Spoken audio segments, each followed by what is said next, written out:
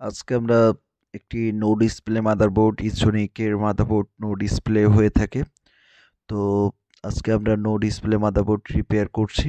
তো যাদের ভিডিওটি দেখবেন অবশ্যই শুরু থেকে শেষ পর্যন্ত দেখবেন। আর আপনাদের অনেকের মাদারবোর্ড রয়েছে যে ডিসপ্লে দেয় না। তো অবশ্যই যাদের ডিসপ্লে আসে না, মনিটরে কোনো লাইন পায় না, তো অবশ্যই শুরু থেকে শেষ পর্যন্ত ভিডিওটি দেখবেন। হ্যালো ভিউয়ার্স, আমি কৃষ্ণ বাদল।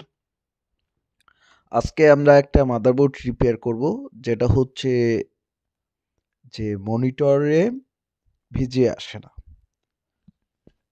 যে কারণে আপনারা যে ইউটিউবে ভিডিওগুলো সার্চ করেন যে মনিটরে আলো আসে না বা মনিটরে ডিসপ্লে দেয় না।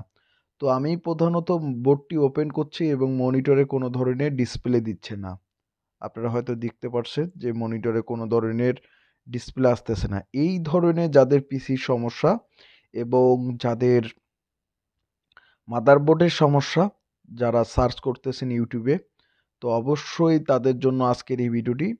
তো আমি দেখতে পারছেন যে আমি ভিজে কেবলটা নাড়াচড়া করতেছি, তারপরেও আমাদের কোনো ধরনের ডিসপ্লে দিচ্ছে না এবং মনিটরে কোনো ধরনের ডিসপ্লে আসতেছে না। তো এই ধরনের যাদের পিসি সমস্যা এবং ল্যাপটপ সমস্যা, যাদের এই ধরনের সমস্যা, তারা অবশ্যই আমার চ্যানেলটিকে সাবস্ক্রাইব করবেন, অবশ্যই আর আমার ভিডিওগুলো শেয়ার করে দিবেন। আপনারা আজকে আমরা একটি মাদারবোর্ড, এই ধরনের মাদারবোর্ড আমরা নো ডিসপ্লে মাদারবোর্ড, এটি আমরা রিপেয়ার করব। আর আসলে ইসোনিক 61 মাদারবোর্ড, ম্যাক্সিমাম 61 মাদারবোর্ডগুলোর নো ডিসপ্লে সমস্যা হয়ে থাকে এবং নো পাওয়ারের সমস্যা হয়ে থাকে এবং নো ডিসপ্লে সমস্যা ম্যাক্সিমাম হয়ে থাকে। তো অবশ্যই যাদের মাদারবোর্ডগুলো এইরকম বা যাদের পিসিগুলোর এইরকম সমস্যা দিচ্ছে, অবশ্যই আপনারা আমাকে কমেন্টের মধ্যে জানাবেন। যাদের আহ, কম্পিউটারে মনিটর দিচ্ছে না বা মনিটর পাচ্ছে না, যাদের এই ধরনের সমস্যা, অবশ্যই আপনারা এই ভিডিওটি মনোযোগ দিয়ে দেখবেন। অবশ্যই ভিডিওগুলো শেয়ার করে দিবেন। আপনারা যে যেখান থেকে ভিডিওগুলো দেখতেছেন, অবশ্যই ভিডিওগুলো শেয়ার করে দিবেন। আসলে হচ্ছে কি যে এই যে আমাদের যে ক্যাপাসিটরগুলো একটা কোনো না কোনো একটা ক্যাপাসিটর শর্ট হয়ে থাকে। এই শর্ট হওয়ার কারণে এই ধরনের সমস্যা হয়ে থাকে। তো মূলত আমরা যে আমাদের যে ক্যাপাসিটরটি আমরা শর্ট পেয়েছি এবং কোন কোম্পানিরটা পুড়ে গেছে সেটাও আমরা বুঝতে পারছি। আর অবশ্যই আপনারা অবশ্যই এই যে আমরা তুলে ফেললাম এবং ভালো একটি ক্যাপাসিটর আমরা লাগিয়ে দেব। তো যাদের এই ধরনের সমস্যা মাদারবোর্ডের, অবশ্যই আমার চ্যানেলের ভিডিওগুলো অবশ্যই দেখবেন এবং অবশ্যই আমার চ্যানেলের ভিডিওগুলো দেখে এবং আপনারা যারা মাদারবোর্ড রিপেয়ারের কোর্স করতে যাচ্ছেন, বিশেষ করে ডেস্কটপ ল্যাপটপ মাদারবোর্ড রিপেয়ারের কোর্স করতে যাচ্ছেন, অবশ্যই আপনারা ল্যাপটপ ডেস্কটপ মাদারবোর্ড রিপেয়ারের কোর্স করতে পারবেন আমাদের ল্যাবে। অবশ্যই আমরা খুবই ভালোভাবে আমরা কাজগুলো শেখাই এবং যারা কাজগুলো ভালোভাবে কাজগুলো শিখতে যাচ্ছেন, অবশ্যই আমাদের ল্যাবের নাম্বারে অবশ্যই ফোন করবেন। এই যে আমরা ক্যাপাসিটার ছোট্ট একটি কম্পোনেন্ট পুড়ে যায়, অর্থাৎ ছোট্ট একটি ক্যাপাসিটর রেজিস্টার পুড়ে যায় বা ভোল্টেজ আপ ডাউন করতে পারে না, এই কারণে কিন্তু নো ডিসপ্লে হয়ে যায়। আর এর ফলে কিন্তু আপনারা বোর্ডগুলো আপনারা ফেলাই দেন এবং বিক্রি করতে পারেন না, মানে আপনারা ফেলিয়ে দেন। এবং যে ধরনের সমস্যা, এই ধরনের সমস্যার কারণে আপনারা বোর্ডগুলো আপনারা আরেকটি নতুন বোর্ড কিনেন এবং যে আপনাদের বোর্ডগুলো আপনারা ফেলে দেন। তো এইটি একটি সাধারণ একটি প্রবলেম। তো এই প্রবলেমের জন্য কিন্তু আপনারা মাদারবোর্ডগুলো ফেলিয়ে দেন। তো অবশ্যই যে যেখান থেকে ভিডিওগুলো দেখতেছেন, অবশ্যই আমাদের ভিডিওগুলো অবশ্যই সাবস্ক্রাইব করবে, আমাদের চ্যানেলটিকে অবশ্যই সাবস্ক্রাইব করবেন। আর অবশ্যই ভিডিওগুলো, আশা করি আপনাদেরকে ভিডিওগুলো অবশ্যই ভালো লাগবে এবং প্রতিনিয়ত আমাদের ভিডিওগুলো অবশ্যই দেখবেন।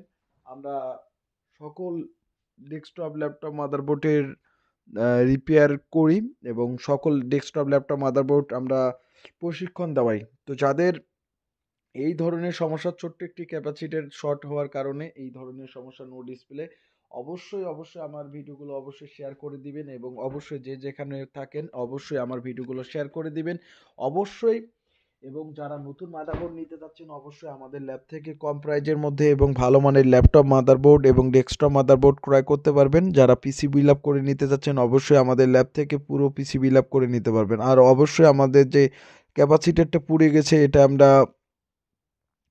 অবশ্যই আমরা খুব ভালোভাবে লাগে মানে লাগিয়ে দিছি এবং সেম একটি ক্যাপাসিটর আমি কোনো ধরনের দেখতে পারছেন যে আমি কোনো ধরনের RAM বা প্রসেসর চেঞ্জ করলাম না।